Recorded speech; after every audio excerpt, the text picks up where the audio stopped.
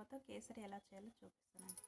1 cup గోధుమ రవ్వ, 3/4 cup బెల్లం, 5 ఇలాచి, డ్రై ఫ్రూట్స్. కుక్కర్ పెట్టుకుందామండి. అందులో 2 స్పూన్లు నెయ్యి వేసుకుందాం. గోధుమ రవ్వ వేసుకుందామండి. కొద్దిగా ఫ్రై చేసుకుందాం గోధుమ రవ్వ.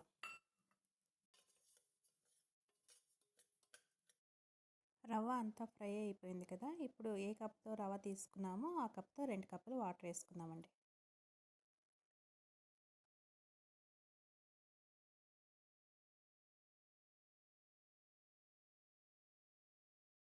కుక్కర్ మూత పెట్టేసి మనం విజిల్ వేసుకుందామండి. 1 విజిల్ వేసుకుందాం.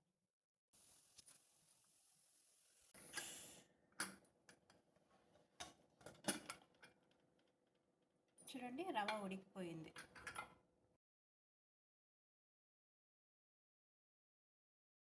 గిన్నె పెట్టేసి అందులో ఈ బెల్లం వేసుకుందామండి. వాటర్ వేసుకుందాం.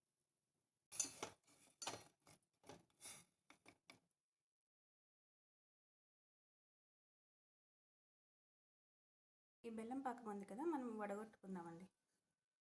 కడాయి తీసుకొని ఈ బెల్లం పాకం అంతా దాంట్లో వేసుకుందామండి. చూడండి, బెల్లం పాకం వేసుకున్నాం కదా. ఇప్పుడు రవ్వ వేసుకుందాం.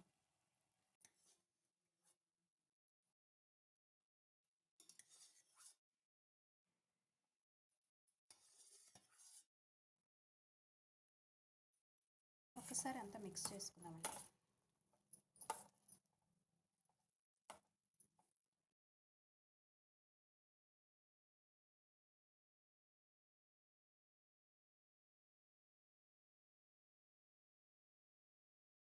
ఇలాచీ ఇప్పుడు పౌడర్ అయిపోయింది కదండి. ఇది దాంట్లో వేసుకుందామండి. రవ్వలో ఇలాచీ పౌడర్ వేసుకున్నానండి. ఇప్పుడు ఒక చిన్న కడాయి పెట్టుకుని అందులో ఒక 2 స్పూన్లు నెయ్యి వేసుకుందామండి. ఈ నెయ్యిలోకి డ్రై ఫ్రూట్స్ వేసుకుందామండి. చూడండి, డ్రై ఫ్రూట్స్ అంతా బాగా ఫ్రై అయినాయి కదా. ఇప్పుడు తీసుకొని ఆ రవ్వలో వేసేద్దామండి. చూడండి, అంతా రవ్వలో వేసుకున్నాం కదా. ఇప్పుడు ఒక్కసారి కలుపుకుందామండి అంతా.